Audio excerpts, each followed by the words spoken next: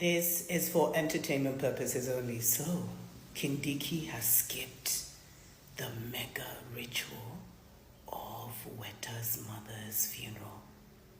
Shock on me. She was buried in a white casket. And if you know anything about white caskets, then you know what's going on today. And imagine this other chick that was trending, Wanja. She was also buried in a white casket. And you see how it tried to pick up so much energy from the people. It was trending, Nini. It's like they're doing so many sacrifices to try and prevent or to try and recapture or reclaim what can't be recaptured, what can't be prevented, what can't be reclaimed. It's a wrap, it's a done deal. And we're in an age where sacrifices don't work anymore. Maisha yangu kule Uganda mimi ni Wakenya, kuna kitu ambacho wamjui na nataka mjue. Sababu Deputy President Kithure Kindiki amekuwa nadra sana katika mpango ya Ruto. Hata wakati alikuwa anasherehekea New Year kule Kisii, Kindiki was missing in action. The reason is because Kindiki alipigwa kofi na Faruk Kibet pale State House. Na hiyo ikamuuma sana profesa kwa kupigwa kofi na mtu ambaye ni class 7 ambaye ni Faruk Kibet. Kwa hivyo iliuma. Sababu ya kupigwa kofi ni kusema ati Gachagua ni ndugu yake na hakuna sababu ya kumtukana ama kumdhalilisha. Ndio sababu alipigwa kofi. Na Faruk amepiga watu wengi kofi. Hata juzi niliwaambia alipiga mbunge wa Chipalungu kofi. Saisi amepiga Deputy President kofi. Na imepeta hivyo. Na mimi nataka kuambia William Ruto, I don't see Ruto winning the 2027 elections. Because, one, Mount Kenya ni counties 10. Katika hizo counties 10, county 2 dilutes kura za Luo Nyanza.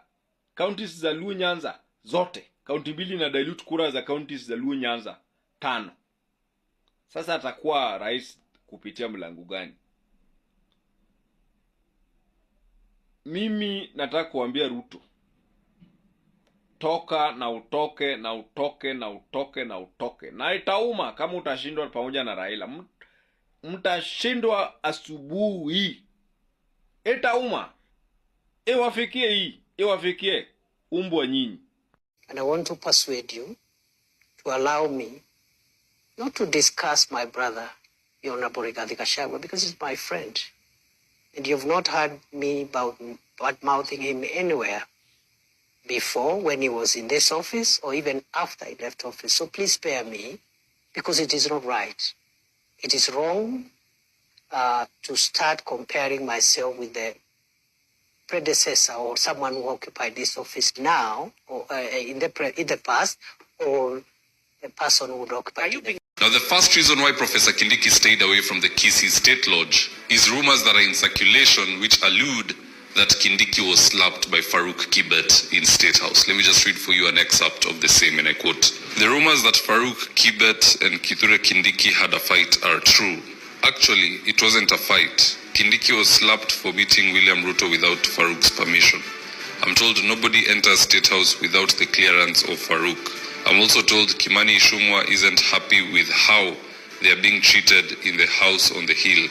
Didi Nyoro was suspended from months ago and hasn't been to State House ever since. When Gachagua said that he was being mistreated by his juniors in State House, Kithure Kindiki thought he was looking for sympathy to be Mount Kenya's kingpin. Now I'm told things are thick and they will likely resign. That's an excerpt that was sent to me by a very close friend. And in line with that, I wouldn't be shocked if that's the case. Because if Rigathi Gachagua, Chuma ya Zamani, was called stupid several times by a senior government official from State House while he was deputy president, what do you think will happen to Kindiki? In case you think I'm cooking my own things, here's a throwback video of Gachagua admitting that someone in government lectured him and called him stupid several times. Here's the tip. Sometime I really feel very bad that I was so brutal on a man who was my great friend, my confidant, my brother, my kinsman. I was so brutal on him. And his crime was only one, saying Raila is a good man. And then the man I said, we don't want Raila Odinga, we want William Ruto. Then he comes and says the same thing. I felt very stupid, In fact, another day, a very senior person abused me at the airport and called me stupid 5 times.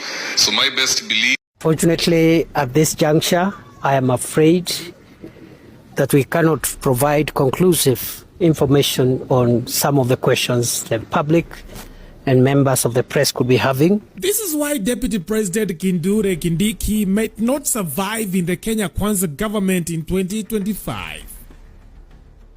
You are eloquent, my brother. You are intelligent, my brother. I am confident that you will do that which I have missed for the last 2 years.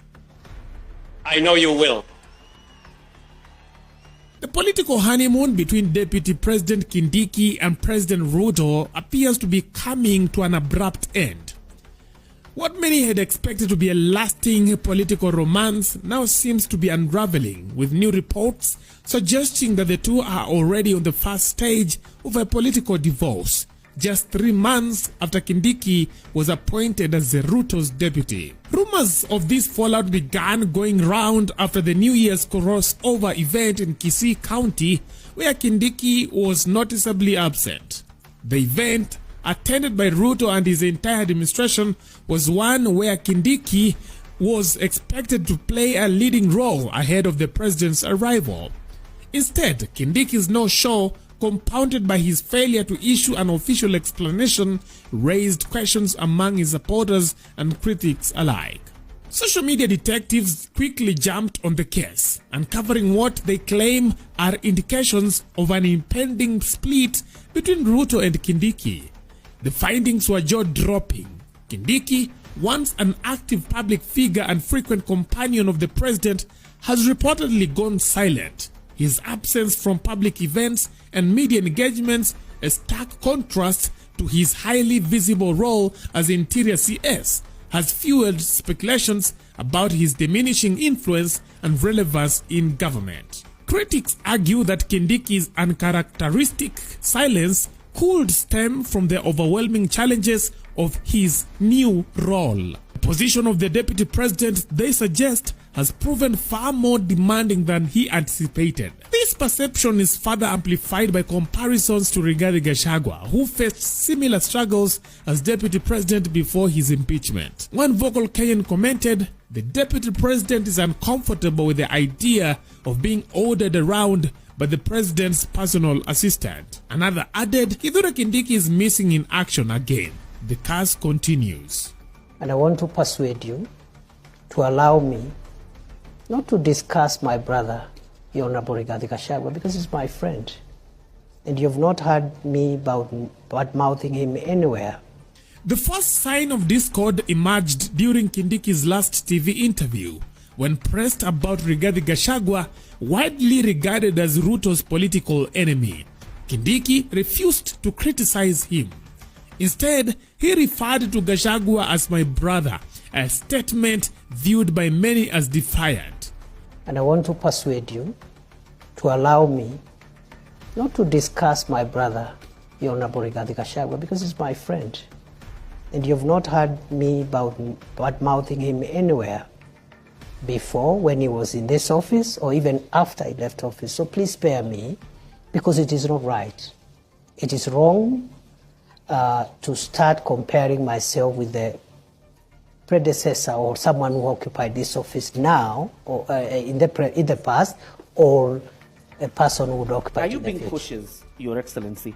The region you come from is very restive, and it's quite a significant. It has quite a significant portion in terms of votes. Are you being cautious now? When I ask you the question of lessons you've learned, are you being cautious not to antagonize the former deputy president? I have no reason to antagonize anybody. For what? Your Excellency. Your Excellency, perhaps just to buttress on what John Kiore said, when it comes to lessons learned, many have said that the seat that you occupy now, the deputy presidency, has some sort of curse. They've called it the curse of the deputy presidency.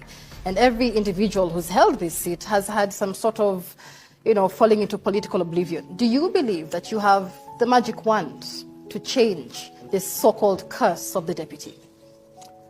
I don't believe any seat is cursed. Let's start from there.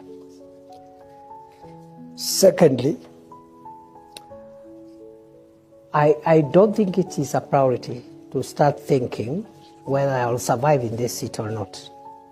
As I have said, what is weighing in my mind, the same way when I became Interior Minister and the North Rift was in that shape, Lamu, Boni was in that shape, and Northern Kenya was in that shape. I told myself, including the passport crisis, I said, if I will last here for 1 year, I want to try my best and have these challenges under control. Now, critics argue that this display of loyalty to Gachagua, rather than aligning with Ruto's stance, has caused friction between the deputy president and his boss. Reports indicate that Kindiki was instructed to publicly denounce Gachagua during the TV interview but declined, saying he could not badmouth someone he considers family. This perceived insubordination has allegedly led to Kindiki's exclusion from key functions and events, signaling growing tensions within the administration. Adding to the intrigue are claims that Ruto regrets his role in Gachagua's impeachment. According to insiders, Ruto has admitted to his inner circle that the decision was rushed and lacked proper consultation. Some believe Ruto may even consider a political handshake with Gachagua to ease tensions, though this remains speculative. Now, the fallout with Kindiki combined with Ruto's potential outreach to Gachagua paints a picture of an administration grappling with internal divisions and shifting allegiances. The situation took a dramatic turn with allegations that Kindiki was slapped by a senior government official, Farouk, during a heated exchange at State House.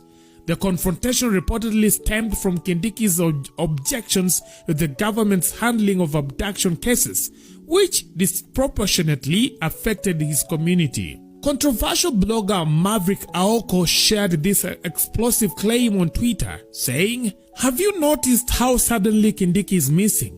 Farouk slapped Prof. Juzi Bana. Kofi Ajab hapo State House. Kidure was protesting arrests, especially in his backyard.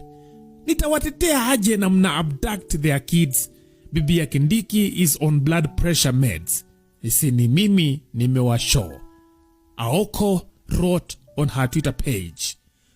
While Ruto's communication strategist Dennis Itumbi dismissed the allegations as baseless, the damage had already been done. Itumbi, through his Twitter account, clarified on the saga, saying, "At DP Kindiki was slapped by Farouk. Uongo. At there is a fallout, please craft uongo that lasts. The president and his deputy are busy implementing the plan. This year the projects are programs and programs will speak. In 2025 we will point out your lies in real time," Itumbi tweeted. For many Kenyans, Kindiki's predicament seems to follow a familiar script.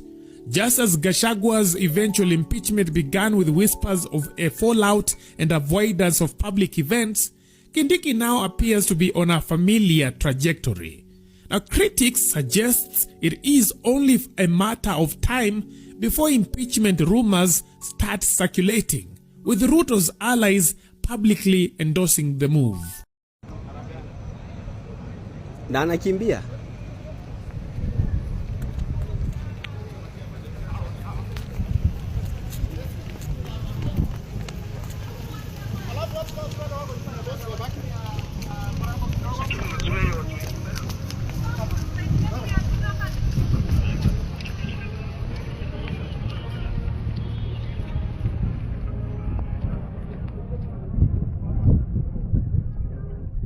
Wote anakimbia.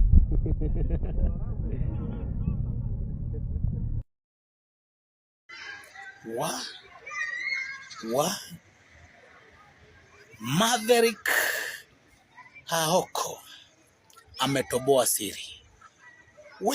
Ametoboa siri. Amesema juzi pale State House kumekuwa na mambishano. Wanamuuliza mbona atetei serikali? Akawauliza, nitawatetea aje na mna abduct watoto wa kutoka mahali nimetoka? Nitawatetea aje? Ile kilitokea hapo, aliekelewa kofi pa. Ngesi aliekelewa na nani? Huyo tu. Kutoka hiyo siku Kindiki na akaacha kuattend event za Ruto. Kuna fununu ya kwamba anataka kuresign. Langu ya makofi ya kwamba Profesa Abraham Kithure Kindiki ya kwamba amepigwa makofi. Mimi nataka kuambia Kindiki hukuchaguliwa, wewe na point ya Faruk Kibet. So vumilia boss wako Faruk Kibet. Faruk Kibet akileta jinga, piga kibare. Piga kama gunia. Piga kama burukenge. Faruk Kibet, piga na mateke. Alitoa nani? My friend, ati sasa Kindiki anataka kutuambia, my friend, utakula kibare. Mimi nataka kuambia Faruk Kibet, piga makofi. Hata mguu. Faruk bado. Piga hadi head. Piga hadi teke. Alafu toka WhatsApp ya State House. Atafuta State House yako. Kabisa. Bado walikuwa wanasema Western ati Central tuko pamoja. Mmoja wapo kuna